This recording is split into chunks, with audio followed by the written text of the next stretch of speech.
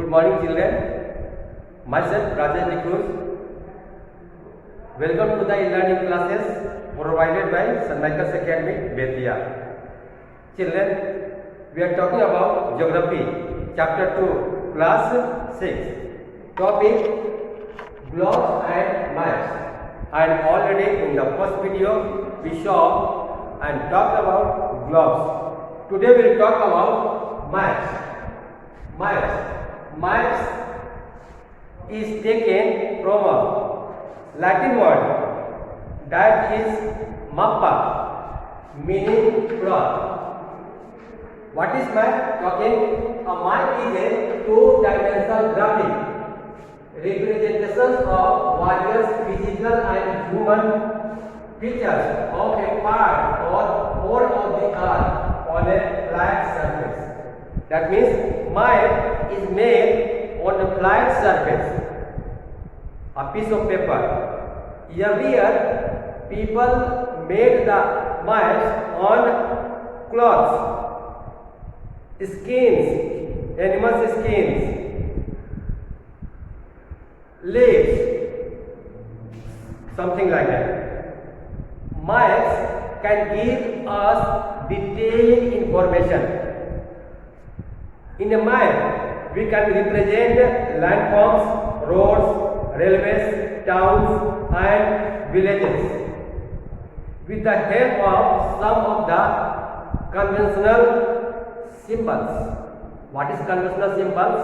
There are certain symbols has been made to indicate certain things like international roads, state roads, district roads, metal roads, unmetal roads, footpath, cart track, streams, riverbed with streams, river with islands and rocks, tanks, well, dam, spring. There are so many things. For that there is a symbols has been invented, that is called conventional symbols, and internationally it has been accepted by whole nations that these are the things can be indicated in the map by these symbols. So maps give us detailed information. Map is very useful for the navigators, engineers, miners, geologists, because they can make and give information certain things which are required. Children, earlier we talked about the globes. First things, globes don't give full information, detailed information. Second, it is not easy to carry from one place to another. But map is very easy to carry from one place to another because it is made on a flat surface, a piece of paper, cloth, something like that. So it can be folded and carried. Also, map give us detailed information. Now we will take about types of maps.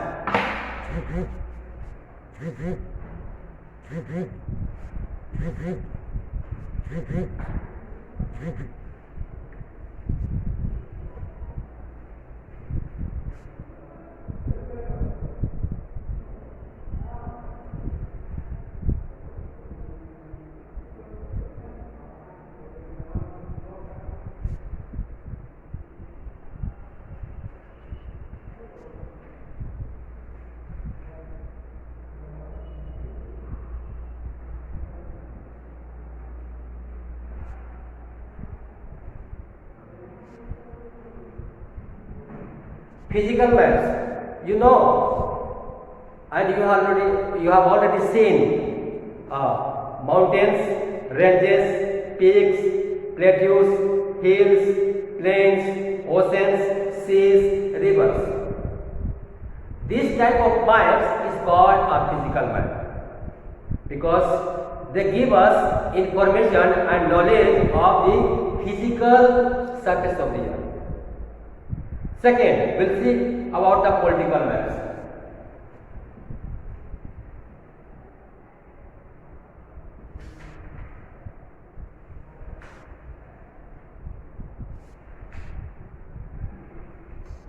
Political maps. There are certain boundaries for the administrative development, administrative boundaries that divide the location of a country, a town, a city, a district, a village. Through that boundary, we come to know that these are another country and this is another country. So those boundaries which divides all those countries, towns and cities are called political maps. Third,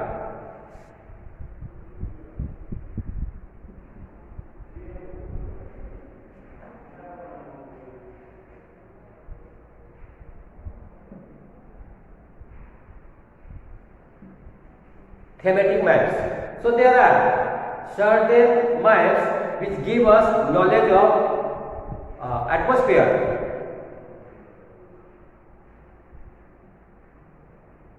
Atmosphere, particular theme in the particular geographical area. This gives us knowledge of atmosphere, population maps, weather maps, tourist maps and distributional maps. This type of maps which give us knowledge of all those things are called thematic maps. Next, we will talk about atlas.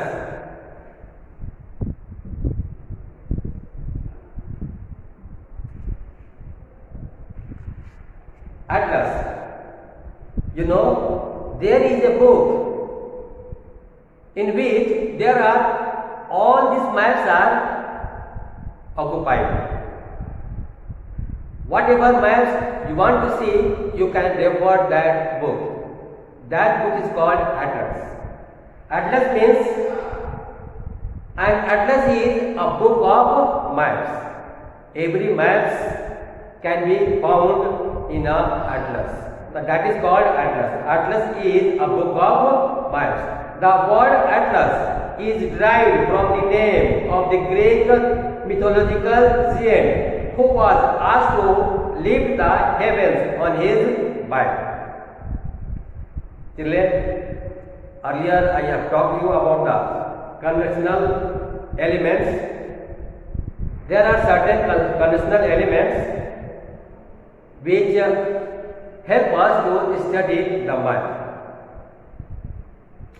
In a map, title is very important because a title is the name of map and generally explain its main purpose. That means whenever any map is made, top of the map title is given. By the title, we come to know the information and the purpose of the map. Direction. For direction is very common. You know that north, south, east and west. These four directions are called cardinal points. So this directions is very helpful to study the maps. Besides these four directions which are called cardinal points, there are four intercardinal points. That is also a direction. Intercardinal points. There are four intercardinal points that are northeast, north-south.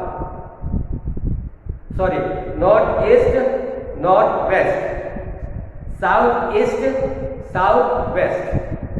So north, south, east and west, these are the cardinal points. Northeast, northwest, southeast and southwest are intercardinal points. So this is also very useful to study the maps.